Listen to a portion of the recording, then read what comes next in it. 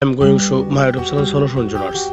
How to fix your GCash app may not have been installed from the office source. For your protection, it will choose. Okay, let's start. Follow my all step. First open Play Store and search GCash.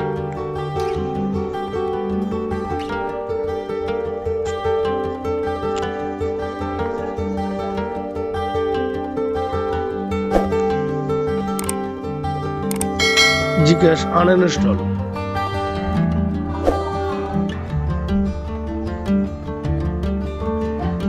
and GCash review install.